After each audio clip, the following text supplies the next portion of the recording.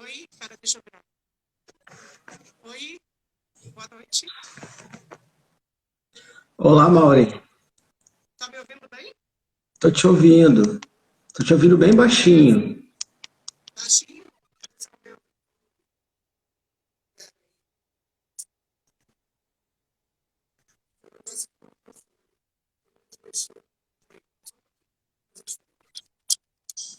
Ah, tá ouvindo? Tá ouvindo? Tá ouvindo melhor agora? Pronto, agora sim, tá bom o som. Valeu. E aí, como estamos nessa pandemia? E cá estamos. Essa Cá pandemia estamos, tu aí. tá virado. Tu tá Tô virado de virado lado, porque assim. o suporte que eu tenho pro celular é virado. Ah, tá. Explicado, então. Estamos aqui cobrindo os cabelos brancos com a pandemia, que não dá para pintar, Deixa eu ver se eu consigo né? botar de. Assim Aí, ficou melhor. Só aí que não vai melhorou. cair o negócio. Calma aí, que assim. Eita, pô. Calma aí, que é. A primeira vez a gente nunca esquece. Assim? Assim tá Pronto. ótimo.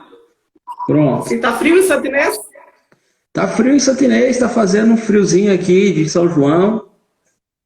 aqui em Valença também. Aqui tá bem E frio. é isso. Bora conversar então, né? Para esse povo dos cursos superiores. E aí vou esperar o pessoal entrar, por enquanto tem 10 pessoas apenas. Pronto, vamos esperando o povo entrar então. Tu quer que a gente vá se apresentando? Por exemplo, tem E, amigas minhas aqui que tu não conhece, né? Não te e conhecem. Tô fazendo o povo isso, eu acho entrar, que a seria Cíntia, legal. Cíntia Critter, que é do Pará, Gaúcha, que está no Pará. Então, é legal a gente se apresentar. Certo. Eu acho que é legal. É legal a gente fazer uma apresentação e colocar um pouquinho sobre qual que é a ideia da live, né? Isso. Pronto, pode começar você, eu sigo.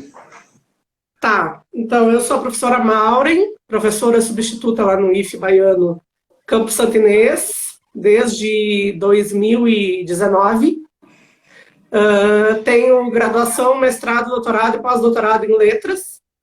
E estou trabalhando desde. Não consegui dar muita aula, né, Silvio? Mas esse semestre eu assumi uma disciplina nos cursos superiores. Aí veio a pandemia, mas eu sou professora de língua portuguesa, literatura, no técnico integrado. Né? Estou dando aula de PPPU, né? É uma disciplina que é voltada mais então, para a língua portuguesa, questões textuais e tal, na geografia. Mas tem, e depois, quando eu for falar do que eu propus a contar hoje, tem uma trajetória aí com pesquisa de campo, que vem desde os anos 2000 na graduação. Acho que é isso, essa sou eu. Certo. Eu sou o Márcio, né? Sou professor de geografia, formado na Universidade Federal de Santa Catarina. E hoje eu sou professor, né, do Instituto Federal Baiano, Campus Santinês. Atuo aí há bastante tempo, né, com aula nos cursos superiores e também no ensino médio, né? Mas entrei no Campus Santinês em 2017, né? E de 2017 para cá também tenho assumido a coordenação do curso, né? E aí a gente tem tido grandes desafios aí na geografia. E a minha experiência com o trabalho de campo vem justamente por conta da geografia, né? A geografia, ela é uma disciplina do campo do conhecimento que ela tem os trabalhos de campo tanto como uma metodologia de investigação, como quanto uma metodologia de ensino, né? E aí a gente Uhum. depois pode aprofundar um pouco mais sobre isso, assim. Então, os Sim, trabalhos de campo vêm também desde o período da graduação, né? Primeiro, enquanto estudante que vai a campo e tem ali no campo uma, um contato, né, com a realidade e aprende a olhar para aquela realidade com um olhar técnico, né? E depois, enquanto professor, que utiliza-se dos campos para ministrar aulas também. Além disso, enquanto pesquisador, que vai a campo para tentar investigar uma realidade, né? Então, o trabalho de campo tem uhum. múltiplas funções, né, na geografia. Sim, sim. Nas letras eu acho que se aproxima um pouco também, se a gente for pensar, né? As letras do trabalho de campo, pelo menos para mim, quando eu comecei sozinha, sem nem saber como funcionava, lá em 2000, quando eu fazia faculdade de letras na FURG, em Rio Grande, foi por essa necessidade de ter contato com a origem das narrativas, digamos assim. Porque a gente que é do Sul, tu sabe. A gente escuta lá, eu trabalhava com Simões Lopes Neto. Aí vinha lá, e a Salamanca do Jaral, não sei o que, que é a lenda que eu pesquisei. Simões Lopes Neto contou, mas quem contou para ele? Porque, na verdade, está reproduzido no livro dele, mas não está dito quem contou para ele. A gente sabe que por trás dessa narrativa tem uma história de um sujeito. Então, acho que para mim foi isso que me motivou a ir para a pesquisa de campo. É pensar no sujeito. No sujeito que conta histórias. Sim. Sim, isso é fundamental. Porque o campo, a gente costuma falar na geografia, né, que nosso laboratório é a realidade, a sociedade. Então, o trabalho de campo o mundo é o nosso campo, né? Então, quando a gente vai a um determinado local, ali é o nosso laboratório, né? Onde o trabalho de campo é o nosso grande laboratório. Quando a gente faz uma entrada a campo, como a gente falava no movimento estudantil, né? Porque a gente tinha uma expressão que chamava saída de campo. No IF baiano chamam de viagem técnica, né? Isso. E eu discordo, eu gostaria até de fazer um parênteses sobre isso, né? Para mim, uma visita técnica, que depois vão chamar de viagem técnica, é completamente diferente do trabalho de campo. Concordo contigo. Infelizmente, é tratado da mesma maneira em muitas instituições, não só no IF baiano, mas não é a mesma coisa. Um trabalho de campo é uma metodologia, né? É uma metodologia de ensino e também de investigação, né? É uma metodologia de pesquisa. Uma visita técnica é algo pontual, onde você vai a uma determinada localidade e visita um determinado objeto técnico, ou o que for, um museu, uma e com um objetivo ali único, que depois não vai seguir, né? É algo, vamos ver como é que funciona uma fábrica. A gente vai ver, pode escrever um artigo depois, mas não tem um contato com aquelas pessoas que trabalham na fábrica, não tem um contato anterior, posterior, que a pesquisa de campo exige, né, Márcio? Exato, vai ter um contato com a pessoa que vai falar sobre como a fábrica funciona, mas não vai se envolver com aquele objeto que ela está pesquisando ou que está diante dos olhos dela.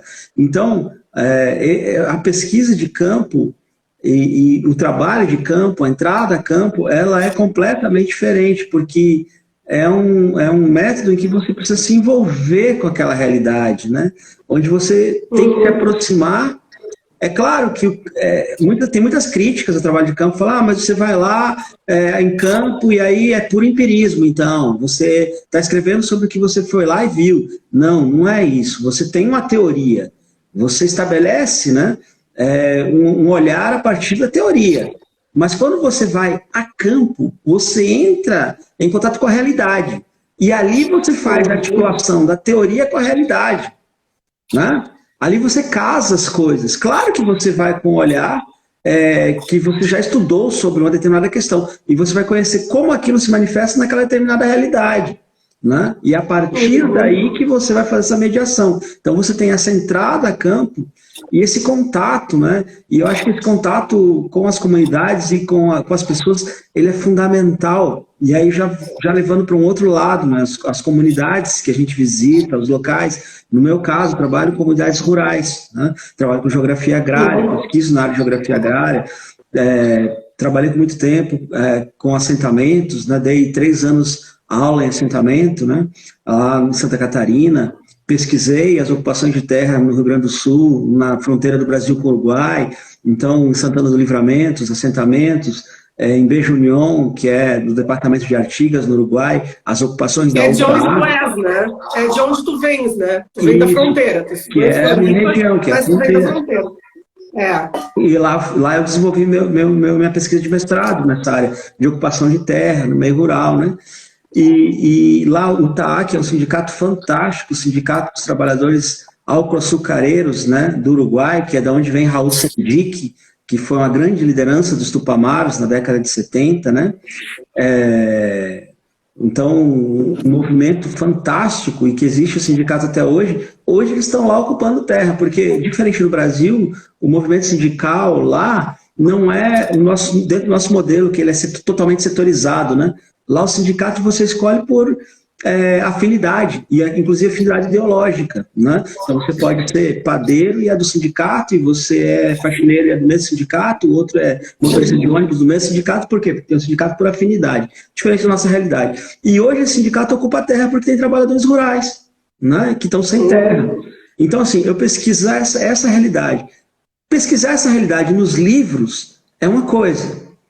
Você vai fazer uma leitura, você vai tentar compreender. Quando você chega lá, conversa com os sujeitos, caminha pelos lugares, se envolve com aquela realidade de alguma forma, você começa a ter possibilidades de desvendar coisas que você talvez não se perguntasse ou não fosse pesquisar se não tivesse entrado em campo. Com certeza. Abre horizontes. Uhum. Não, e assim, eu estava hoje para preparar o que eu ia pensar, assim, o que eu ia falar, né? Porque eu vou falar sobre pesquisa de campo. Porque a minha pesquisa de campo de doutorado, a gente acabou fazendo algo muito mais, assim, experimental. Era uma observação participante, a gente ia para o bairro em Porto Alegre, que era Restinga, deixava a câmera ligada, os moradores iam falando, e aí depois a gente, junto com eles, ia escolhendo as histórias que eram mais interessantes, então, de serem tratadas naquele momento, e disso surgiu um DVD, surgiu uma exposição, enfim. Mas a gente ainda estava meio que tateando, eu acho que isso, pelo menos no campo das letras, Márcio, é muito normal. A gente tatear esse modo de fazer. Como é que é? E aí eu faço parte de um GT, de Literatura Oral Popular da Ampol, que há 10 anos eu estou lá, e há 10 anos eu vejo o povo se perguntando, como é que é essa metodologia?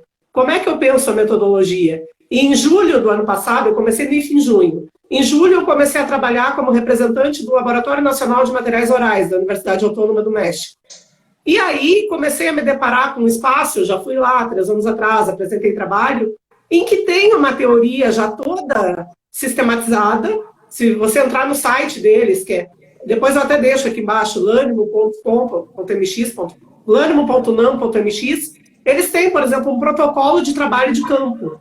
Aí, nesse protocolo de trabalho de campo, eles já chegam dizendo, o objetivo do laboratório é gerar um trabalho em campo, diálogos com a comunidade, entre aspas, porque o trabalho em campo é isso, é esse diálogo com a comunidade, né? Ele não é é o que a gente está falando. Tu vai para essas comunidades e tu dialoga, né? A partir de uma série de princípios fundamentais que se observam durante eu estou colando aqui, durante a documentação e que buscam gerar relações humanas igualitárias. Então, eles têm 6 princípios que são os princípios do laboratório. Aí, por exemplo, relações interpessoais com os membros da comunidade marcadas por respeito, por ética e por sinceridade. Isso é muito importante. Acho que na pesquisa de campo a gente tem que saber que a gente está lidando com sujeitos, não com objetos. E com pessoas que têm expectativa.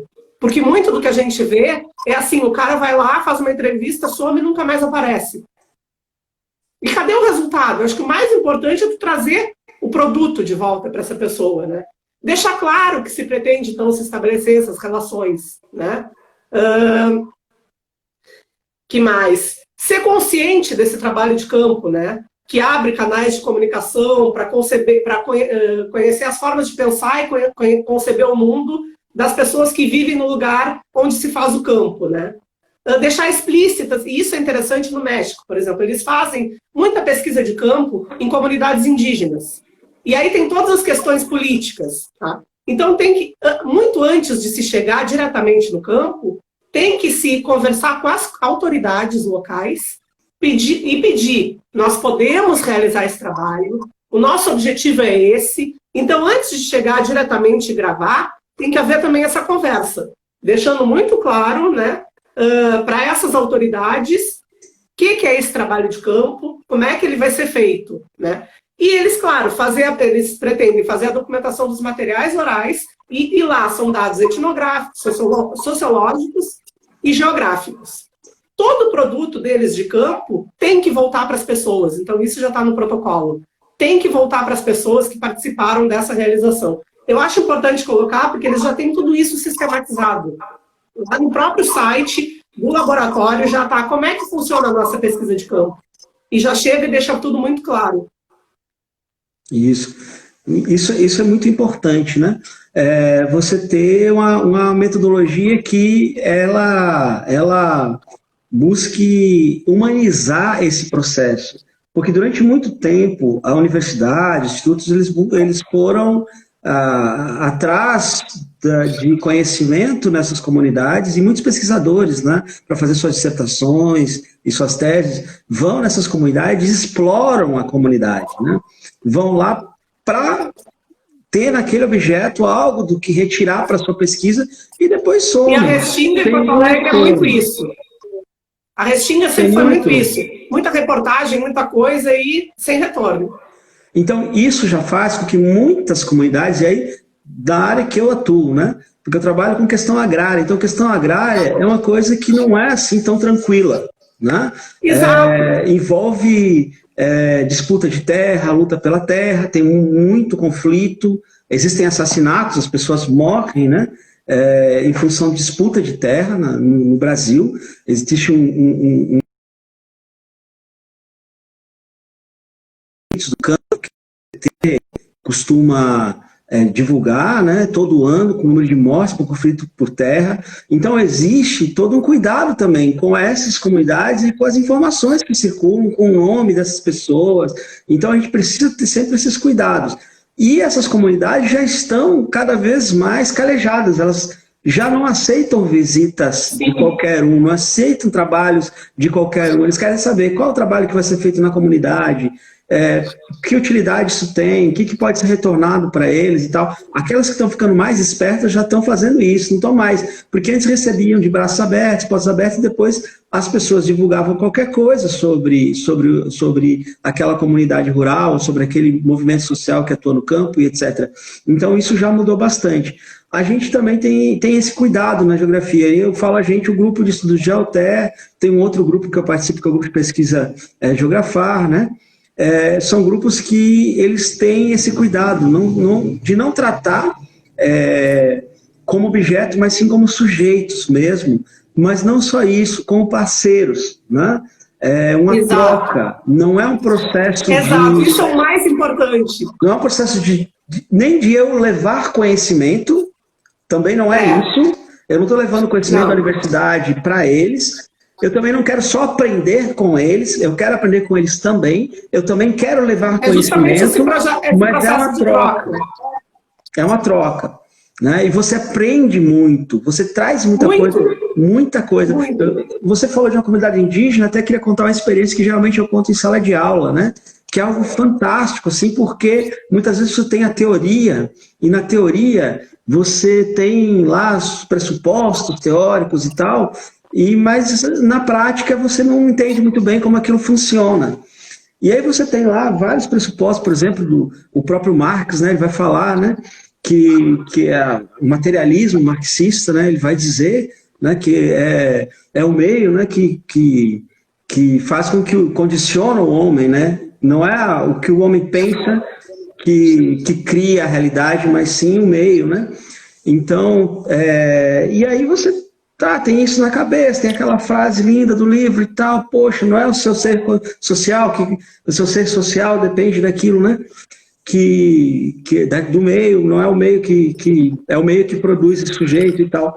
E aí você vai para a realidade, mas você às vezes não tem essa tradução. E eu estava numa comunidade lá no Mato Grosso do Sul, comunidade indígena Guarani Kaiowá, isso em 2011, 2010, 2011, nós estávamos fazendo uma expedição lá junto com a AGB, que é a Associação de Geógrafos Brasileiros, e era em função da denúncia a gente estava denunciando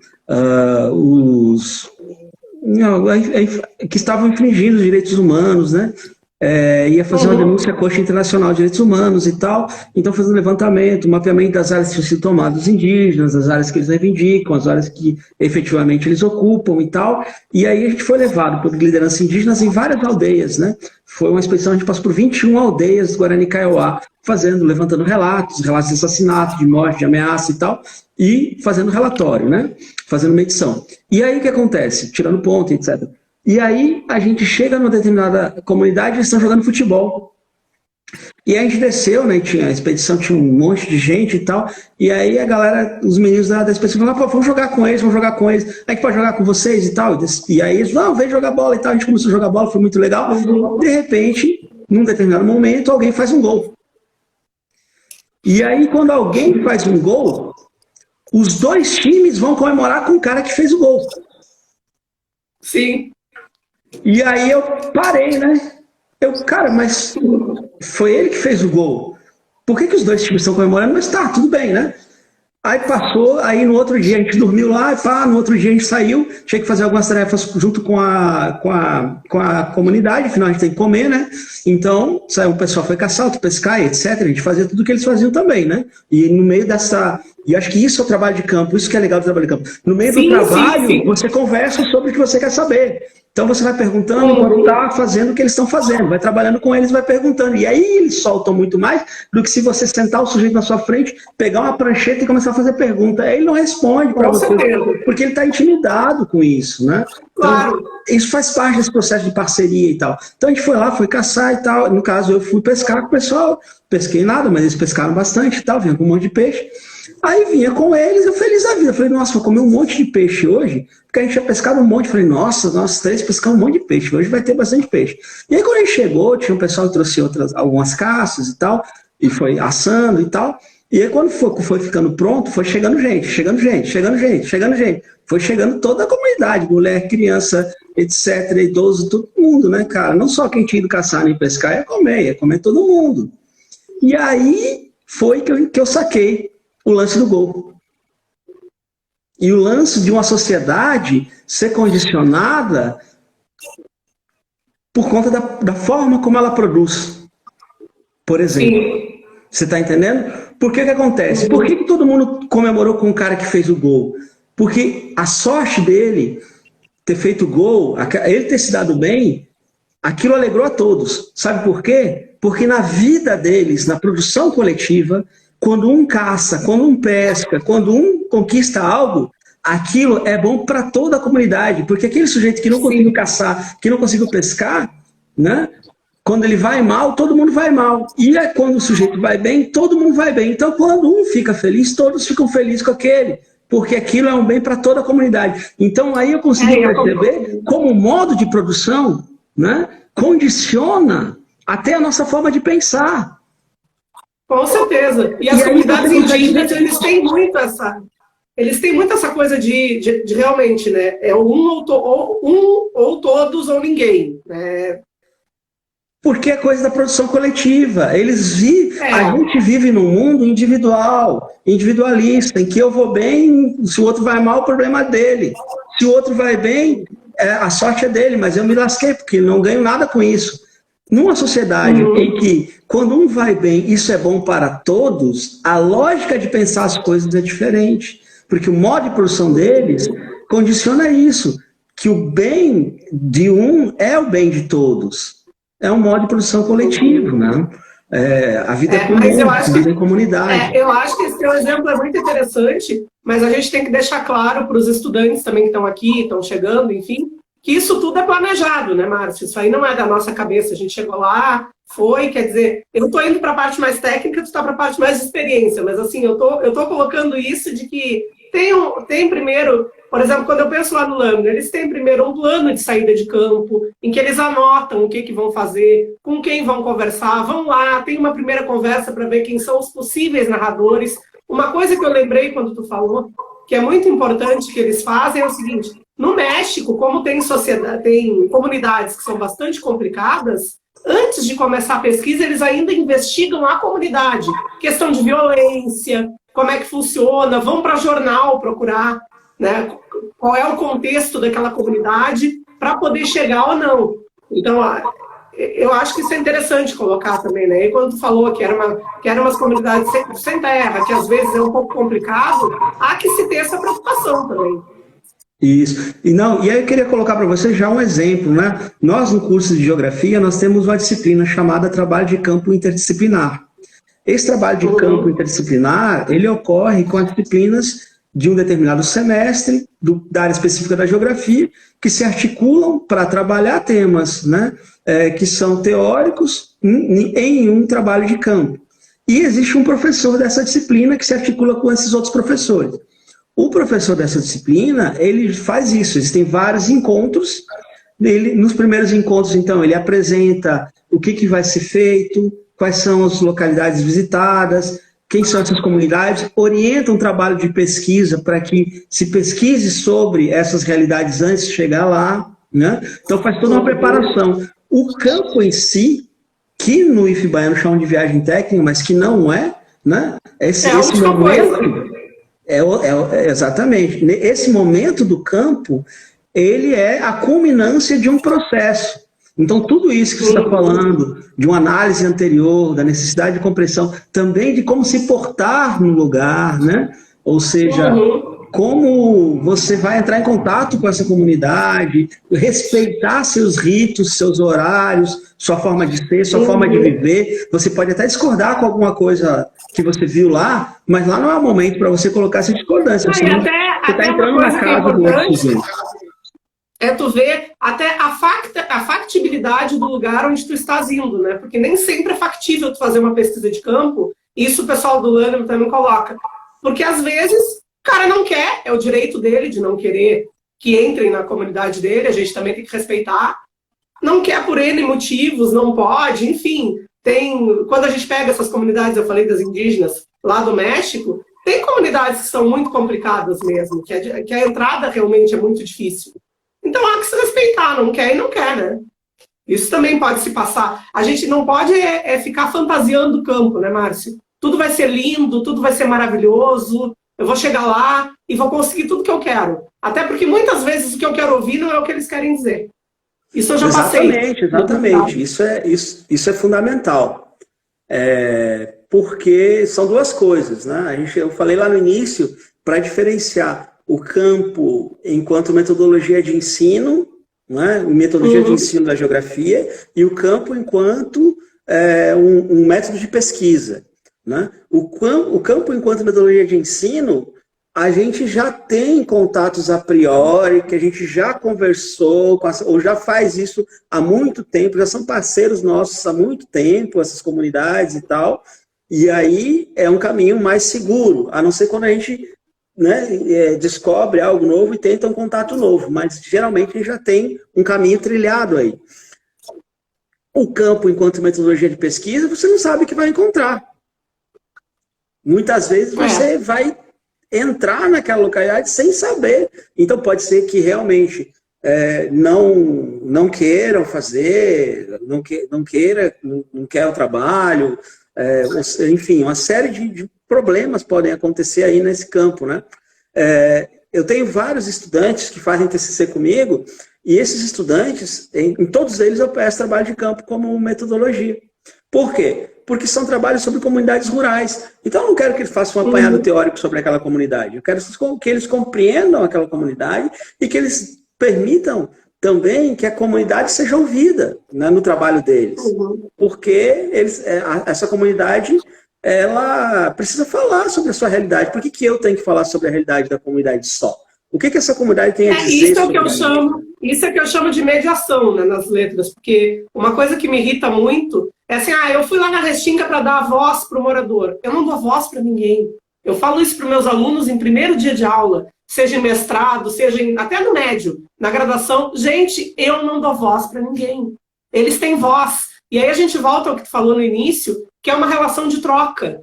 Né? E eu não estou para ensinar, eu não estou só para ensinar, eu não estou só para aprender. Quer dizer, é para muito além disso. Né? É nessa relação de troca que as coisas vão surgindo. E lá na Restinga era assim, era sempre assim. A gente ficava, claro, como não era... O nosso campo era a casa de um morador, só para te falar um pouquinho da nossa experiência. Né? O nosso campo era a Casa do Beleza, que era um morador que procurou a universidade porque queria justamente mostrar que esse bairro, que para quem não sabe, é um bairro de Porto Alegre, 30 quilômetros ao sul do centro, foi criado por remoção lá nos anos 60, que precisava higienizar a cidade, ou seja, limpar. Ele estava muito central e aí precisava jogar para um canto sem água, sem luz, sem escola, sem nada.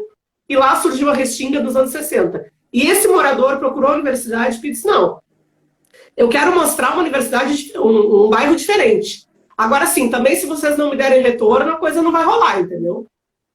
Não vão mais vir para minha casa. Então, assim, a gente ia para casa dele e nos esperava com chimarrão, com biscoito, que a gente chama lá de bolacha, né? Com chimarrão, com bolacha. A gente botava a câmera para conversar e se via. Que, claro, nos momentos iniciais eles estavam presos, porque tu tem uma câmera te filmando, mas daqui a pouco, quando eles esqueciam e se soltavam, aí era o que... E principalmente quando acabava a bateria da câmera, era o que vinham as melhores histórias. Mas tinha uma muito interessante que o Beleza, que já é falecido, contava, que era o seguinte: ele foi conselheiro tutelar, e aí ele foi... Uma mulher sempre procurava, porque apanhava muito do marido, apanhava, e ele dizia, aí um dia ele disse para ela, mas fulana, panela tem asa para quê? E aí a gente começou a descobrir, a gente que é do campo das letras, nas falas dele, também ditos populares, também a avaliar as próprias histórias de vida dele, muitos dos depoimentos que ele dizia, isso aqui, eu quero que a gente faça um vídeo enfocado em educação. Então é vídeo, mas sempre sentando com eles e fazendo ali a agenda. Olha, que hoje a gente vai falar de educação, fulano quer aparecer assim, ciclano quer aparecer assim, nessa construção coletiva. Perfeito. É porque é isso, é importante que eles falem sobre a sua própria realidade, né? Agora, a gente tem, é isso, ainda seguindo nessa lógica de que a gente trabalha em duas pontas, né? O campo como metodologia de ensino e o campo enquanto metodologia de pesquisa, um método de pesquisa, eu gostaria de falar que, às vezes, é muito difícil para nós quando a gente faz trabalho de campo com nossos alunos. Porque os alunos, por mais que a gente tenha os encontros anteriores, preparando-os para o campo e tal, eles, né, sempre uma experiência nova. Então, acontecem umas coisas assim que a gente vai lá e puxa a orelha, né? Aí, quando vê, chama assim, ó, vem cá, calma aí. É porque o pessoal chega, por exemplo, chega numa aldeia indígena, chega querendo tirar foto, né? Fica tirando foto das pessoas, assim, na cara das pessoas. Selfie, né? Fazer selfie. Não é assim. Da selfie. Né? Vai tirar foto das pessoas, não, chega fotografando como se fosse um zoológico, como se fosse... Não é isso, entende? Algo exótico, né? Sobretudo os indígenas têm essa visão do exótico, né? Que não é. Exatamente, tem que desmistificar isso também. Então a gente faz, por exemplo, na geografia, no trabalho de campo interdisciplinar, a gente tem um campo em comunidade quilombola, a gente tem campo em assentamento rural. Às vezes a gente consegue casar esse campo do assentamento rural com uma aldeia indígena lá próximo a Ilhéus, em Olivença. Então a gente consegue fazer umas articulações interessantes, mas que são realidades que para os estudantes muitas vezes é uma realidade exótica na visão deles, né? Ou que eles têm uma expectativa também diferente. Eles acham que vão chegar na comunidade quilombola e que a galera vai estar lá acorrentada, com corrente, chicote. Como foi? Não é isso uma comunidade. E que o índio vai estar pelado, né? Eu acho que vai na... cara, assim. Isso, acho que vai na aldeia indígena e está todo mundo andando pelado, né?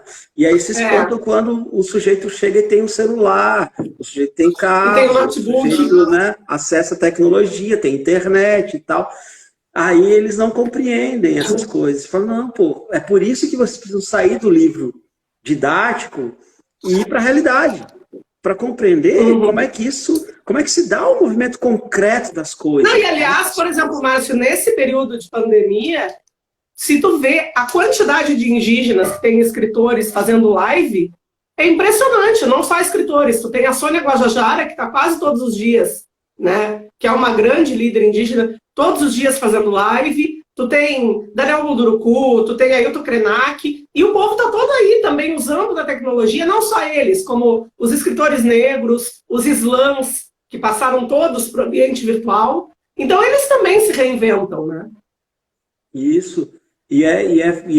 O uso dessa tecnologia é fundamental para tirá-los do isolamento, né? Que muitas vezes eles são colocados. Porque eles são colocados num isolamento de propósito, né? Até para poder denunciar várias coisas, várias agressões, né?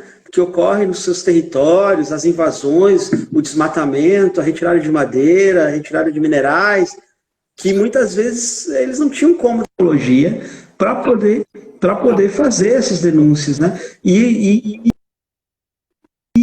conversar com o mundo, né? Eu acho que um pouco aquilo que o Milton Santos falou também, do uso das tecnologias, né? Para reverter, né? Essa globalização perversa, globalizar de uma forma humana, né? Então, conectar o sujeito. Quando eu fiz a tese, eu fiz sobre um sujeito da Restinga chamado Maragato, que eu fiquei muito feliz que essa semana ele voltou para as redes sociais, porque ele tem todas essas dificuldades que um sujeito periférico tem, né? Tem horas que ele tem computador, tem horas que ele não tem. Tem horas que ele tem internet, tem horas que ele não tem. E aí a minha pesquisa foi sobre ele e eu criei um conceito em cima dele, de narrador oral urbano digital. Aí até vou fazer o meu merchan, eu até lancei um livro, né?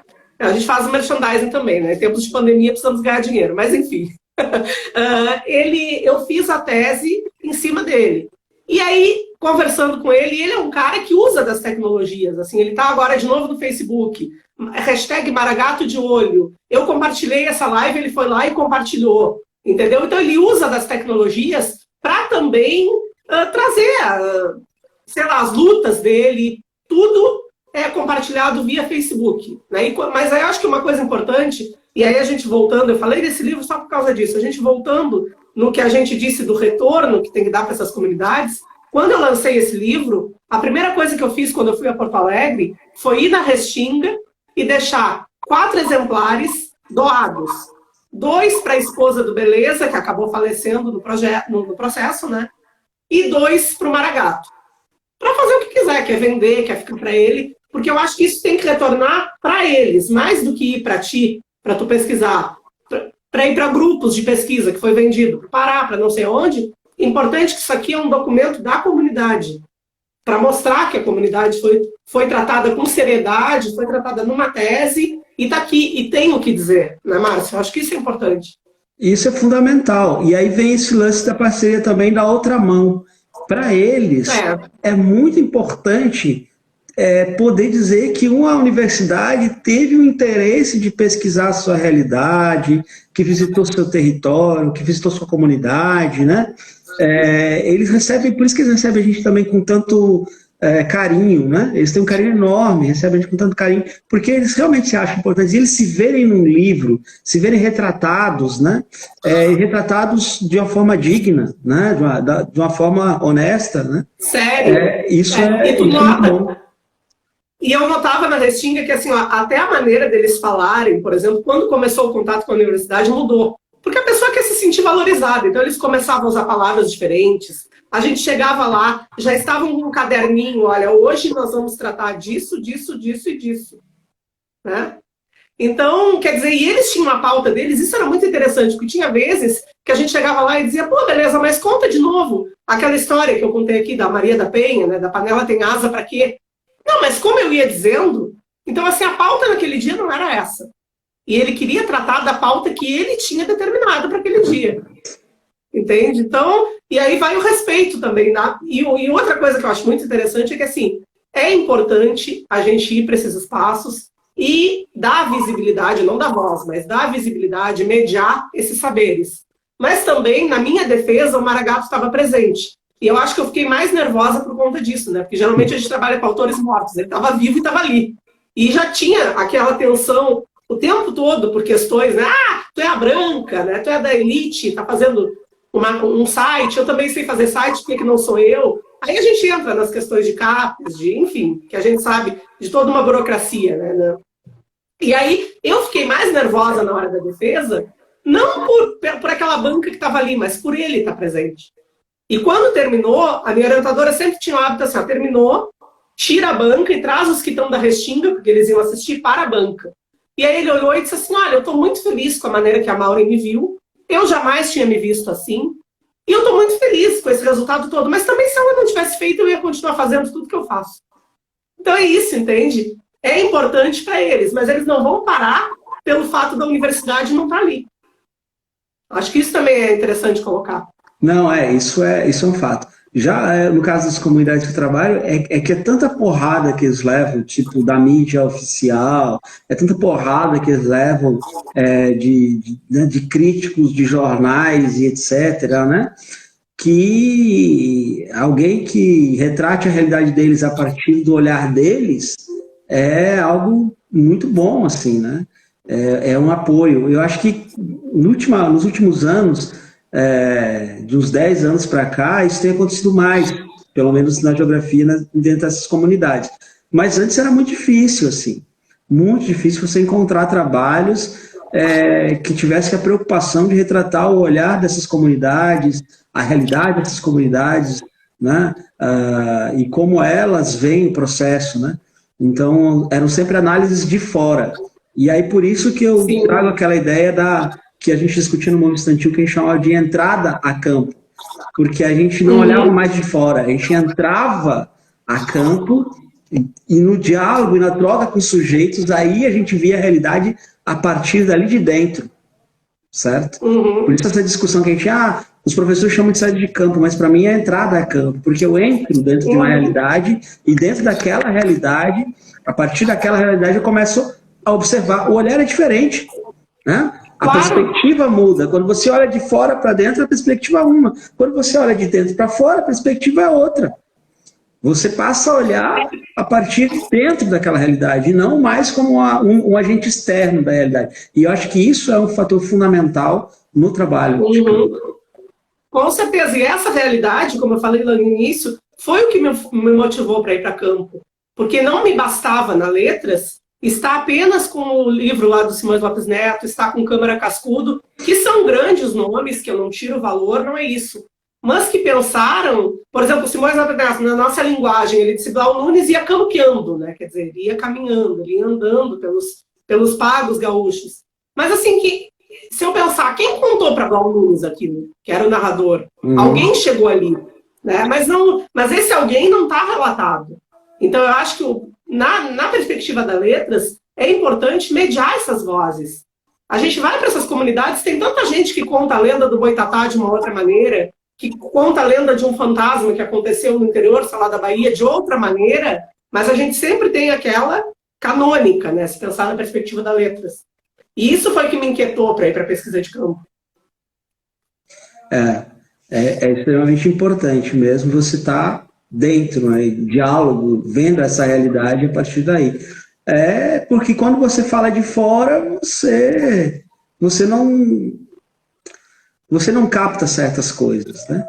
E eu acho que, voltando um pouquinho para a parte que você colocou lá no início, que eu acho que é fundamental deixar porque esse público que a gente tem, assim, né, em lives ou em outros espaços, ele é flutuante, né? Ele entra, sai e tal, né? Então, às vezes as pessoas não pegam... Inclusive, olha só, se tu não quer retornar, eu acho, a gente entrou 8h05, né? Isso. Eu acho que a gente tem aí mais uns 10 minutos até fechar.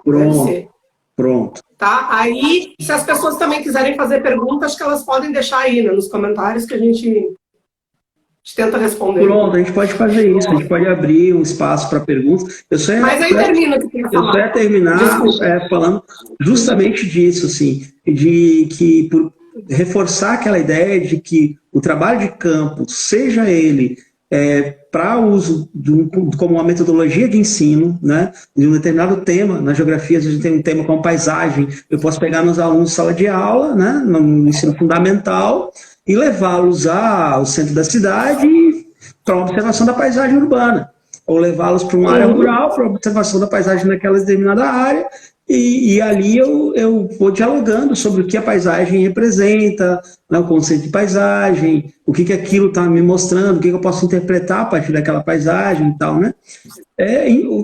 Qualquer outro tema. Seja assim, ou seja como uma investigação mesmo, como você fez para o seu doutorado, como eu fiz para o meu mestrado, enfim. Essas metodologias, elas prescindem de um planejamento. E como você bem colocou, que o laboratório lá da UNAM, né? Eu vou até botar aqui no site. Eu vou escrever aqui. Eu vou compartilhar também com um texto que eu acho fantástico,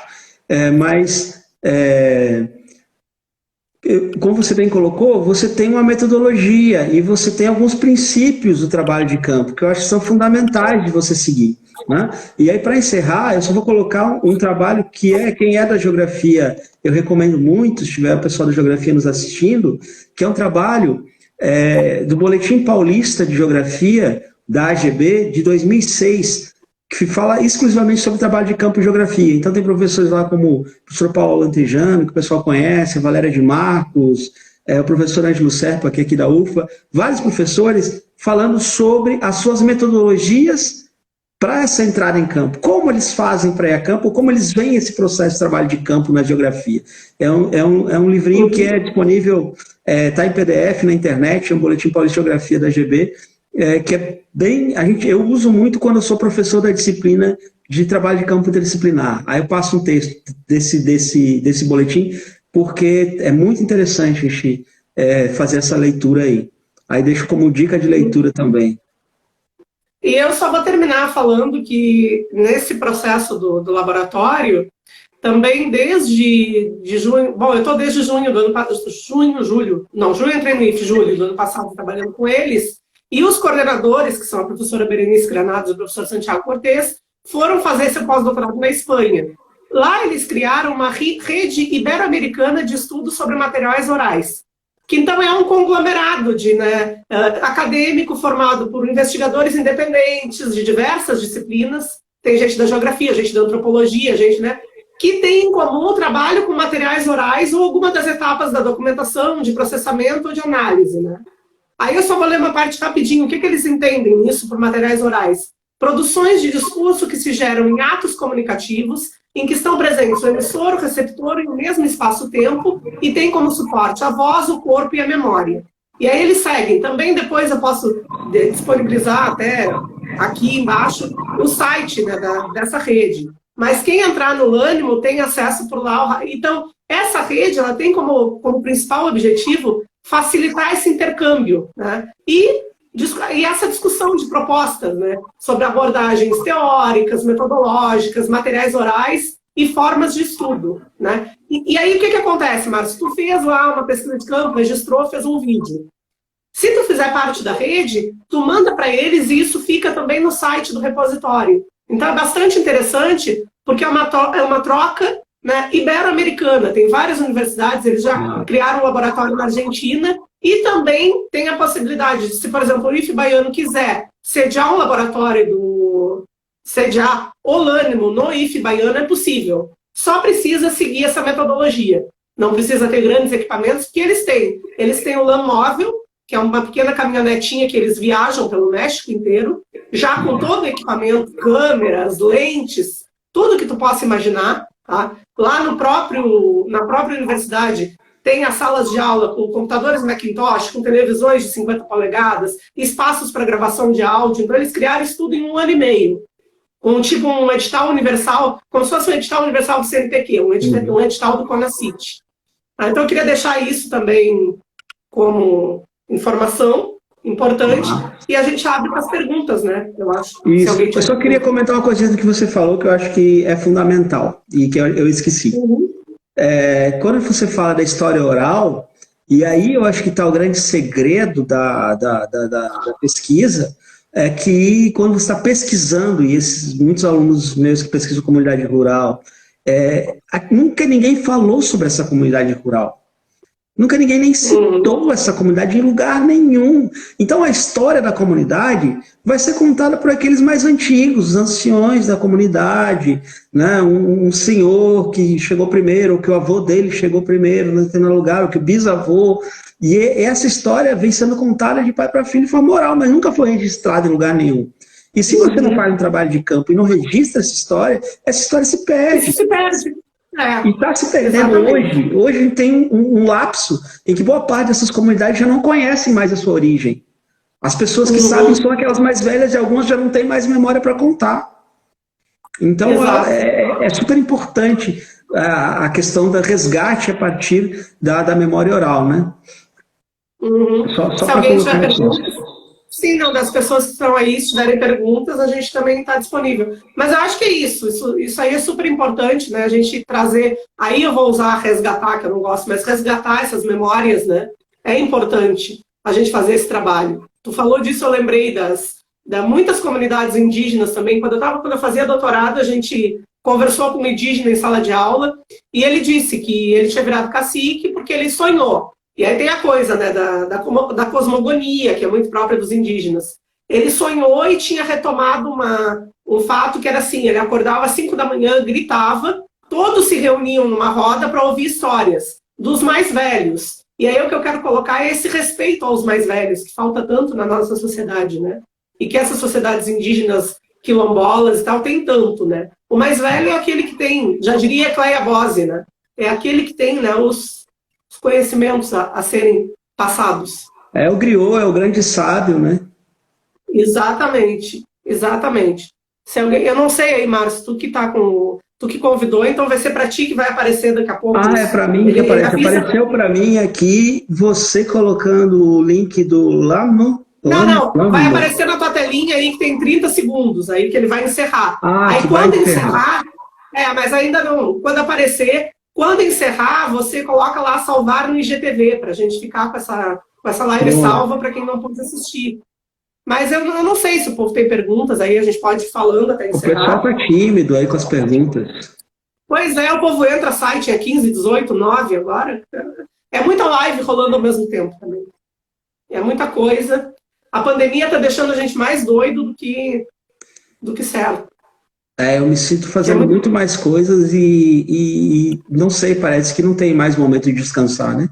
Sábado, domingo, chega a demanda toda hora. Quer dizer, eu não tô porque eu não marquei férias, né? A bobada que não sabia que tinha que marcar férias, então eu não tô de férias. Eu também não, eu compartilho com você que também não marquei, tive que correr atrás da diretoria acadêmica para marcar para o mês que vem. E também marquei para o mês que vem, exatamente. Eu tô nessa, porque me passou tanto. Porque eu fechei um ano de IFE agora, então a gente só marca depois. E como eu não sabia se ia continuar ou não, eu não marquei férias. Vou tirar férias em junho. Dá na mesma, julho. Dá na mesma, né? A gente tá nessa... E eu acho que uma coisa que você colocou, uma coisa que tu colocou lá no início, que eu quero deixar aqui registrado, o trabalho importante que o teu grupo tem feito no período da pandemia, né? O Geoter, né? Com a questão de deixar todo mundo informado a respeito, né? Dos casos, enfim, de como é que as coisas estão acontecendo. Vocês têm trabalhado pesado nisso, porque todo dia a gente recebe... Quem tem feito um trabalho fantástico, porque eu estou entregando os relatórios também para o Geografar, então quem está coordenando esse trabalho com muita garra é Léo, né? O Léo, eu recebo os e-mails de Léo. Cartografia, que está ali batalhando, e a gente tem também Ayla, que é uma estudante que está se formando agora, que tem sido assim, muito aguerrida, aí, ela que produz os mapas e tal, Mayra junto com ela, fazendo esse processo de conferência e tal, junto com o Léo. Então eles têm tocado assim, e até essa última semana eu deixei eles até abandonados, porque eu estou na entrega de um relatório final, de um projeto gigantesco aí com o governo do estado e a UFPA. E aí aquele momento do último respiro, nas últimas semanas tem sido terrível, assim, por isso que eu me sinto como nunca descansando, sabe? E as nossas reuniões, são 4 horas de reunião, né? Então é isso aí, a gente acho que Tarsila tá dando um oi aqui. Oi, Tarsila. Cíntia também passou aqui, dando boa noite. Uma galera aí passando, Lidiane passou mais cedo, tem uma turma aí nos acompanhando. Mas é isso, eu acho que se ninguém tem pergunta, né, vamos esperar cair, a gente fica aqui. Então... Estamos aqui disponíveis. Eu acho que essas iniciativas são legais, assim, porque a gente faz um diálogo, na verdade a gente faz uma conversa, né, sobre um tema que a gente... amanhã, eu esqueci de dizer, amanhã na minha live, que eu estou fazendo sempre terças e sábados eu já entrei com esse Instagram, para quem não conhece saber, eu vou conversar com uma menina que fez mestrado na UFMT, mas ela é da Colômbia, Jennifer Concha, e com o Fernando Alves, que é do Pará, e a gente vai falar sobre entrecruzamentos indígenas.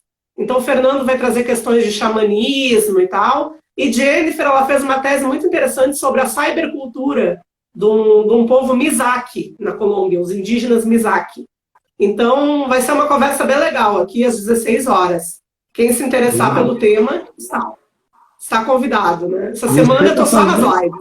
Você está fazendo live direto. Eu, no início lá do processo da pandemia, fiz uma live com o sindicato, né, sobre políticas públicas para a educação e tal, que foi com o deputado Marcelino Galo também e o Sinasef, né? E depois não fiz mais. Essa aqui é a segunda, porque eu não tenho tido o mesmo tempo e organização para isso. Porque demanda também, né? Você se organizar e tal, organizar as ideias, o que você vai falar. Estudar, eu estudo para fazer as lives, eu leio. Então, toda terça e sábado eu estou nessa luta aí. Né? Tentando trazer conhecimento, né? Tarsila está dizendo, acha maravilhoso manter esse diálogo com os alunos e com todos nesse momento é fundamental. Parabéns. Tarsila também fez uma live com Jéssica, né? Aqui pelos cursos superiores. E é isso que eu ia colocar, assim, eu acho que se a gente chamar alguém para conversar e só colocar em diálogo mesmo, né? Não necessariamente trazer um conteúdo pesado, didático, em forma de aula, mas um diálogo sobre nossas práticas e tal, de uma forma mais leve, eu acho que é bacana, porque não fica pesado para quem está ministrando e também não fica maçante para quem assiste. Porque eu acho que as pessoas também estão começando a cansar já de assistir. No início, quando era novidade, todo mundo queria assistir alguma coisa. Não, eu vou ser bem sincera. Eu tenho a live de um amigo que eu tento acompanhar toda semana, mas o resto eu já não estou conseguindo acompanhar mais nada. Eu mal consigo fazer a minha, porque já me cansa. É algo cansativo, eu mal consigo fazer a minha e vou tentando escolher, assim, uma coisa ou outra eu assisto. Porque tá difícil, a gente também tá muito pesado, ninguém tá de férias, né? E eu faço um encontro com os alunos, uma vez por semana, às vezes uma vez a cada 2 semanas, dependendo da semana, né? Eu organizo com os alunos, os alunos que são calouros, que a gente chama, né? Os que entraram agora, as 2 turmas que você dá aula para eles, eu marco um encontro com eles, né? Discutindo algum tema em geral, né? Mas também para ouvi-los, para saber como eles estão, né? Ver como é que está a coisa, como é que estão as coisas, porque é muito frustrante, né, para os alunos que chegaram agora. Eles entraram na faculdade, né? Começaram o curso com aquela empolgação toda, e deu um mês e eles ficaram sem aula. Imagina os meninos do médio, que nem chegaram a ter aula. Também, só conhecem a gente. Tem uns que estavam aqui, que conhecem a gente de live, me conhecem das lives. É uma ansiedade que dá também.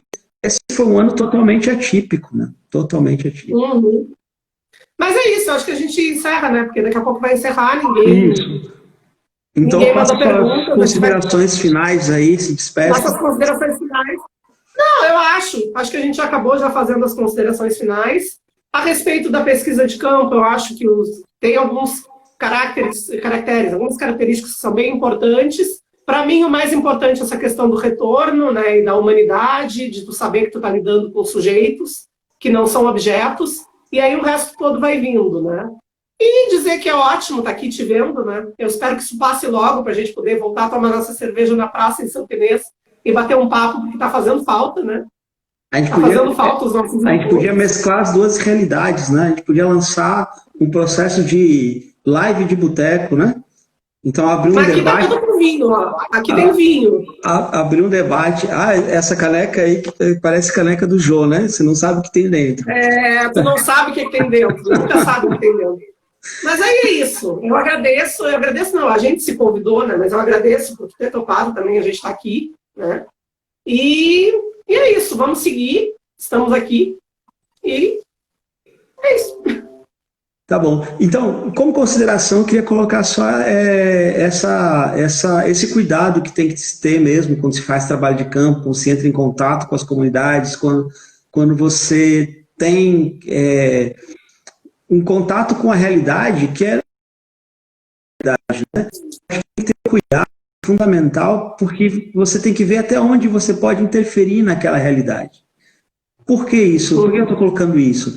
Porque às vezes nossos costumes, o nosso modo de viver, nosso modo de pensar, nosso modo de ser é diferente do sujeito que a gente está lá estudando e que a gente passa a conviver. E às vezes a gente vai passar alguns dias com esse sujeito, porque às vezes a gente vai a campo, quando está pesquisando, e fica lá dias na casa dessa pessoa, né?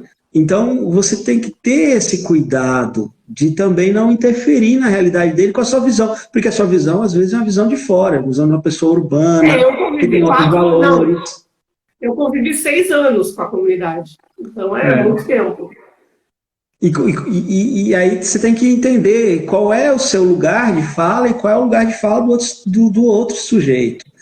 Para poder... Tem que ter uma certa sabedoria, tem que ter um cuidado nisso aí. Porque às vezes o sujeito chega lá e querendo dizer, olha, eu sei, você tem que fazer isso assim, assim, assim. Não, você tem que fazer não, cara. Ele vive assim, ele vive da forma dele, você está estudando a forma como ele vive. Mas aqui, o Instagram está dizendo que vai acabar. O Instagram está me dando um stop aqui. Muito obrigada. E é isso. Beijo. Tchau. Tchau. Até mais.